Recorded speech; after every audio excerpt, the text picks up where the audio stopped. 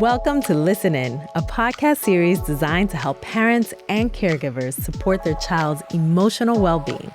Brought to you by the Ad Council's Sound It Out campaign with Pivotal. Let's dive in. I'm Dr. Mariel Buqué, and today I'm joined by Dr. Michael Lindsey, a leading scholar in child and adolescent mental health. Hi, Dr. Lindsey. Could you tell us a little bit about your work and the things that you focus on within your research? Absolutely. So I'm Dean and Paulette Goddard, Professor of Social Work at New York University's Silver School of Social Work. And my research focuses on child and adolescent mental health services research. In particular, I focus on youth suicide among some issues. Otherwise, I focus on how to engage youth and families in treatment, particularly for matters related to depression, anxiety, trauma, et cetera. Really critical work, and especially this day and age when we're seeing numbers skyrocketing with our youth mental health crisis. So it's important work that you're doing.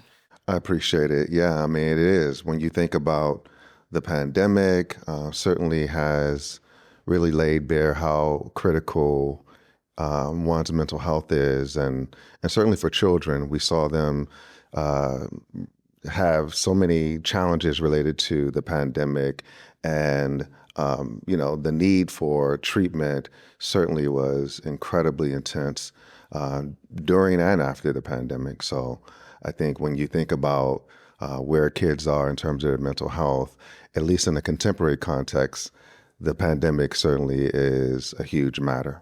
Yeah, it definitely impacted children of all ages, right? And I think that it's important for us to also note the fact that there are a number of tools that parents can utilize that hopefully we'll be getting into today that can actually help children to feel listened to, heard, validated.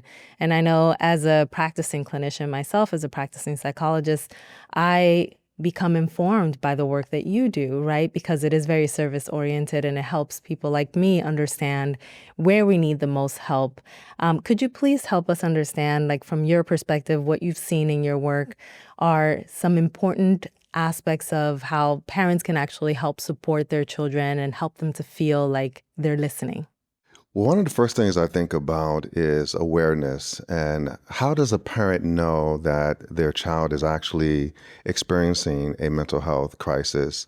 I know that we have a diagnostic sort of set of criteria with respect to what depression looks like, or anxiety, PTSD, et cetera. But I often share with parents and other loved ones that, the telltale sign is when you see a change in functioning. So if your child has typically been rambunctious, outward going, and then all of a sudden you see your child go inward, less vocal about things, certainly grade performance. Oftentimes family members will say that their child is having a hard time with chores and they don't see them doing regular things around the house. Those are telltale signs that you should tap in and determine what's going on in terms of their functioning. We may not always really kind of see the signs, but there can be signs. And those telltale signs are important for parents to become familiar with, because if you see that transition, then you should probably be asking, what kinds of questions would you say? Well, first I would start with not so much what are you doing or how are you doing, but how are you feeling? Because oftentimes kids want to share what's going on, but may not know how to share it. And certainly if your child is not accustomed to verbalizing what's going on in terms of the family norms, right? You typically are not, sort of given your child space and opportunity to really share what's going on. And so they don't always know how to verbalize it. And so I think just simply asking how you're feeling and getting your child to to tap into, the feelings, right? Whether they're sad or they feel anxious, verbalizing that is really, really important, because once you put the words to what the feelings are, it gives you an opportunity to engage your child more around those feelings, but also, most importantly, to do something about it. Yeah, so important. I know that a lot of your work also focuses on preteens and teens. Let's say that, when they start gaining independence, which tends to happen around, these ages, right? They kind of don't want to talk to their parents as much, right? I mean, that can be a little bit of a generalization, but that happens. And you may get one-word responses. I'm fine. Fine. Yeah, good, right? And it can be fairly limiting to a parent when they're not necessarily getting emotion-based responses. What would you say can be a way to break through that so that a parent can actually get to the emotion instead of getting a little bit of that short answer that doesn't really tell much? Well, I think it's important to not have that one moment that you're looking for. It's really a sort of evolving relationship. And I'm using that word relationship intentionally because, oftentimes it's really important to have that relationship such that you're regularly checking in with your child, being intentional about really trying to understand what they're going through in terms of their feelings or any other things that are going on in school.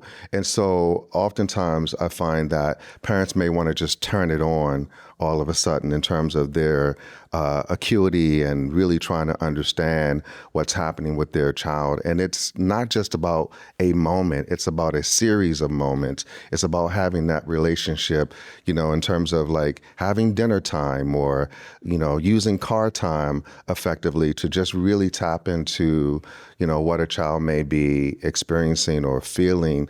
It doesn't have to be about their, sort of emotions per se or challenges they're having, but just regularly checking in with them. And so again, it's not about that one moment, but it's about an evolution of that continued relationship and checking in and spending that time such that you move away from those one-word responses, but you're really getting a sense of knowing your child, knowing what they're going through and what they're feeling so that they can articulate that on a regular basis when you're prompting them to do so. I'm going to ask you a question about Black parents in particular, because you're talking about forming relationships with your children. And I know a very common saying in Black households tends to be, I'm not one of your little friends, right? And so if we have that kind of saying, that kind of counters having a relationship with a child, having a conversation and a back and forth versus suppressing the child's voice and saying, because I said so, you do what I say, right? How do we combat those cultural nuances, those cultural values, those cultural words that we tend to use by default so that we're not getting in the way of building those relationships? And can I add to that list? Please. Oftentimes I've heard Black parents say to their children, don't talk about what's happening in our house outside of the family, right? Airing the dirty laundry, Yeah, right? don't air your dirty laundry, our dirty laundry in public. I think that, tapping into, again, that relationship and moving beyond the one word responses, having that relationship such that, your child is your friend. And sometimes it's important to be a friend in terms of listening, actively listening, right? Not being judgmental or quick to render an opinion about it, but just listening to what your child is going through and experiencing. I remember when my nephew, who's now 18, in his first semester of college, when he was just a toddler, my sister had actually, who's his mother, she had mentioned, I have to listen to my child so that when he's older, he can actually feel like I'm someone he can come to for anything. And the listening was actually about dinosaurs, superheroes, all kinds of stuff. I remember there was a conversation about when he went to the pumpkin patch And I learned to just sit through those conversations and just let him speak about the things that were important to him, even though I may not have any interest in it. And now that he's in his first semester of college, he calls me right before an exam and tells me how anxious he is about the exam because he doesn't feel well prepared. And we were able to talk through that. And so now that he's older, I get an opportunity to almost kind of follow that cycle, right? As the same with my sister. And so I think that when I hear you talking about forming those relationships, it means taking that time to listen to the things that we may not think are really important, because it's setting the stage for the relationship to then be about the important things, like I am thinking about not wanting to be alive anymore, right? And so when it gets to that, you already have formed the relationship where you can talk to your child about their emotions, and they're able to come to you with more freedom, right? Absolutely. I love that anecdote because with your nephew, because that's truly it. As parents and caregivers, we can't get too caught up in our own world, busyness with work and with other things that consume our attention above and beyond the quality time and the attention that we can provide to our children. Children want to be heard. They want to be attuned to in terms of their feelings and things that they're going through. In fact, this has been empirically validated. So in a few of my studies, I've found from kids in terms of their struggles with mental health issues that they oftentimes wanted a caring adult, namely their caregiver or parent, to pull it out of them, quite literally, to talk to them and engage them about what's happening in their world. And so sometimes they would isolate themselves, they would tell me, and be off on their own, such that they wanted their parent or caregiver to say, why are you isolated? What's going on? To literally, quite literally engage them about what was going on in their world. In fact, I remember this quote, and the kid said, I wanted my mom to pull it out of me, what was going on. And so kids want to have those conversations. If they don't feel comfortable talking to you as their caregiver or parent about those matters, they're going to take it somewhere else. And the risk is that they might get advice that is not helpful. And so we don't want to chance that with our kids if we can help it. Yeah, like one of the areas that we see kids, getting information from is social media, which isn't always reliable. There's a lot of information out there that is very informative. And I think it does offer kids an opportunity to be well-rounded around mental health matters. But some of the information, as we've seen with some of these platforms, can actually get very dark, can actually have more of a risk than a benefit. And so what you're saying is, if parents are a sounding board for their kids, if they are intentional about listening, that they can be more of a credible source, or more of a default place for their kids to actually learn about their emotions than the vast web or social media or other sources that we don't really know kind of what the information is that they may get. Yeah. And the part about social media that's so critical is that, as you mentioned, all social media is not bad. In fact, there are some positive, things that you can get from being on social media, including being connected to a network of friends or loved ones, so that you are not as isolated perhaps in your world. But back to this matter of relationships and the importance of them in a child's life, what we find is that the more time that a child spends on social media, the higher or the potential for them to be victimized via cyberbullying or otherwise increases. And so there's nothing that can replace that good old quality time with your child that would actually lessen the amount of time they would be on social media, or that relationship is there such that they would be forthcoming about what they're spending time with on social media, who are they connecting to on social media. Just having that open dialogue and the space to be able to share what's going on, even as they navigate social media, is critically important. But again, as a parent, I think that there's a responsibility to ensure that you understand and know what your child is being exposed to, and to be supportive if they are experiencing cyberbullying, to really get at the source of that, to understand whether it puts your child in any immediate danger, if it's connected to the school, perhaps making that visit to the school to try to understand and get to the source of the matter. All those things become really important. Parents, I think in this day and time, can't afford to, say, well, the technology piece, I don't really understand, or that particular platform, whether it's IG or whatever kids are on, that's sort of like a kid's thing. I don't really know it, or I'm not really interested in getting to know it.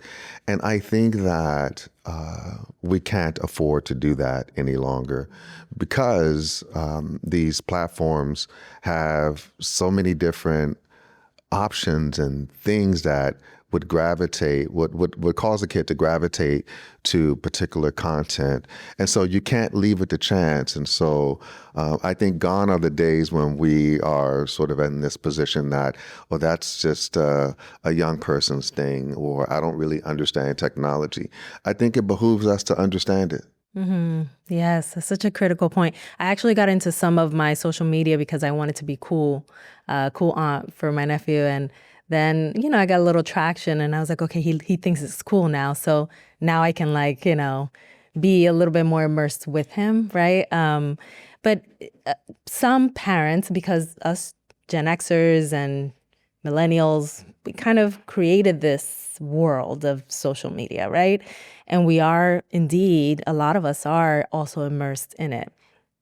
Some of the time that we spend with our kids, we're actually on our phones and doom scrolling, or just not being attentive, or we're modeling, the interactions that we have with social media. Is there anything to say about that, about how we model, social media use, that can actually help kids to understand how to spend their time in social media in a way that, to your point, is both quality and quantity is what matters, so that they know what the balance is? I think that, having time where there's no phone around, where we're just talking and really engaging in authentic ways becomes, really important.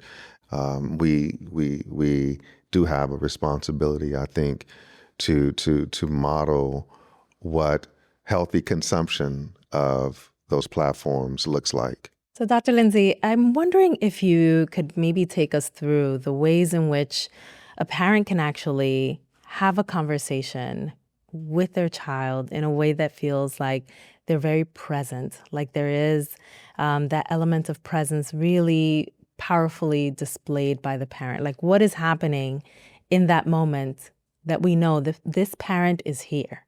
First of all, I would say put phones away and really have a full-on, authentic conversation, undistracted by the typical bells and whistles that might distract us, including our phones, right? Just put them away and really engage your child such that they feel like they're being heard, that they're not being judged. So tone matters, a non-defensive posture, and an openness to hearing all that they have to share, no matter how tough it might seem. To know that your child is going through that particular challenge, or even to hear it, is really important, to have that tone that is inviting and non-judgmental. So a low tone in terms of your voice, not being sort of agitated, if you will, based on what you're hearing, is really important. I've sat across from so many kids who are suspended or have been expelled from school. And one of the first questions I typically ask them is, what are you angry about? Talk to me about your anger. And the floodgates open in terms of having that opportunity to really talk about the things that they're angry about, whether it's the loss of a loved one, or whether it's moving to a new community where you don't know folks, and you're used to your friends in the old neighborhood, whether it's a split of the family, where what was typically their family doesn't look the same, for whatever reasons. So those are the kinds of things I think, will sort of engender that sense of anger and frustration, pain that kids have. And it needs an outlet. It needs a healthy way of being able to express that. And I think that's what those conversations, that relationship that's intentional, that's authentic, and not disturbed by, hold on, let me take this call, or looking at your phone and talking to your kid at the same time. Like, that typically doesn't work if you want to have that authentic connection with your child. Yeah, you know what came to my mind as you're speaking now, especially when you're talking about a child coming to you with something, is, the experiences that some youth have around coming out to their parents if they belong to the LGBTQIA plus community, and having this dread of having those conversations because they can turn in a direction where, I'll give you an example. Sometimes, a familiar saying within Latinx communities, when parents start to, can't actually work through what their child is telling them, is that they say, what have I done wrong? ¿Qué yo hice mal? Right? And so they really kind of make it about themselves, and it can be a shaming experience for a child. So can you tell us a little bit about, ways in which a parent can maybe find a way to, and I know that you talked about posture and, how a parent shows up nonverbally, but how can they, in that moment, really kind of help themselves to be more child-centered, like really focus on the child rather than themselves? I think hearing and listening without interruption, giving your child the opportunity to tell their story in their own words is really important.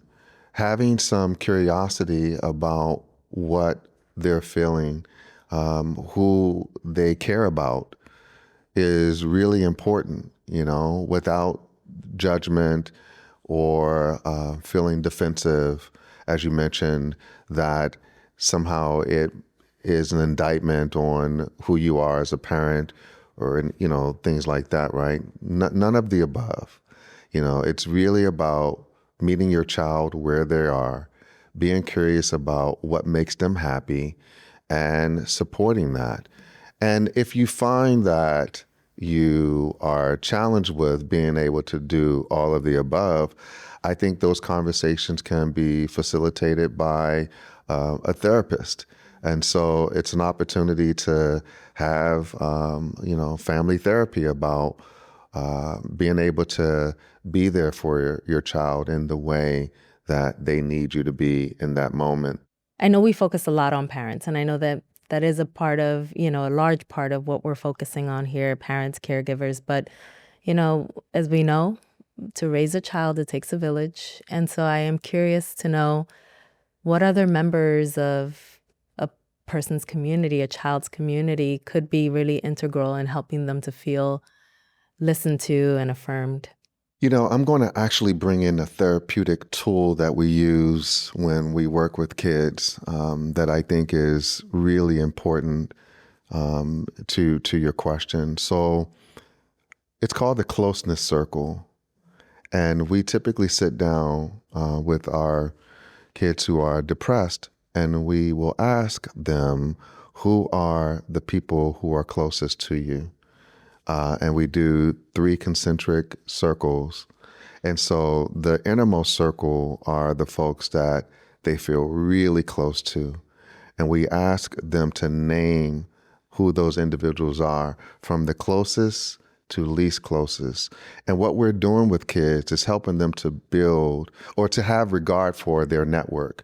Like, who are the people in their lives that are important to them for whatever reasons, but importantly, who are the people that they're going to go to when they need them the most, when they need support the most, so that they then can own that and really have it take shape in their lives. Because being able to label it is really powerful in that it then becomes part of how we help them to tap into that resource, that network. So building it in terms of the sheer numbers are really important, is really important, but also distinguishing when I'm able to go to someone, when I know I need help the most, is really important as well.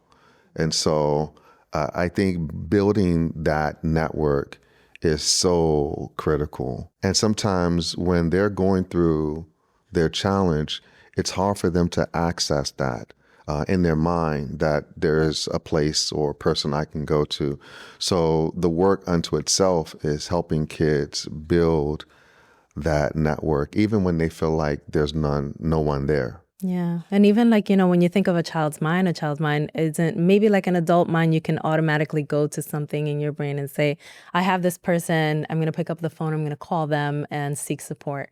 With a child, their minds may operate a little bit less abstractly and like have like less of a, it may just be different. So we may need to present them with the options very explicitly. This is what you have at your disposal as far as community, as far as support, so that they can know and like just register that, right? Dr. Lindsey, a lot of what I'm hearing you say in reference to parental and caregiver support is about creating a sense of safety in children. They feel safe to come to you. They feel safe in your comfort. And it does require a lot of devotion in many of the ways that you've explained to us in this conversation, right? But also, I am a believer in really kind of starting somewhere. And I do believe that the parents that are listening and the caregivers as well, they're likely thinking, where do I start? If there's one thing that I can take away from this conversation, one thing I can do today, what is that thing? What would you say to a parent? I would say slow down in your normal life and all the things that are happening with it, and to, be intentional about sitting with your child, not across the room from each other, but even proximity matters. Tone and, the active listening. And what I mean by that is, if a child is saying something and then they said to you, if they were testing you and said, what did I just say? You are able to reiterate what they said, indicating that you've listened. And so even in the context of listening to them, you might say, I hear you saying X, Y, and Z. Is that true? Checking in with them just to make sure that that you're hearing what they're trying to communicate to you is so important. I mean, the other thing to this that I think is really important is that, oftentimes kids may be apprehensive about even sharing their concerns with parents or caregivers because they don't want to feel like they're a burden. Perhaps they might feel like they're taking their parents' attention away from work or other things that are important in their lives. They just don't want to be a burden. And I think that communicating to your child that they're not a burden, that you're open and receptive to what they have to say, and that you're going to be supportive of them, whether it's related to how they identify or whether it's related to a challenge they're having with friends or something going on at school, just to really sit with them and turn everything off and give them that undivided attention is really important and could usher in the opportunity for you to learn more and more about what's going on in your child's world. Really important points and even tips, I might add, that, parents can actually take away. So I thank you for that. And also for the beautiful tool that you helped us to understand, the Closeness Circle. That feels like something really tangible that, kids can actually utilize to really understand their supports. And I'd like to highlight also that we have the Conversation Starter Pack that is a really essential tool to have conversations with children in our lives. And then there's so many tools that are also available on sounditouttogether.org that parents can actually download and view on the website that can be helpful for parents to actually have tangible tools and tips to actually navigate the tough terrain that is parenting, right? Dr. Lindsey, I want to thank you for your wisdom and your presence today. Thank you so much for showing up for parents and caregivers and for the children that hopefully will benefit from the wisdom you shared. Thank you. Thank you for having me. This was Listen In. Thanks for joining us. Sound It Out is a national campaign from the Ad Council and Pivotal. If you enjoyed this episode, share it with a friend or with a loved one. For more tools and support, visit sounditouttogether.org.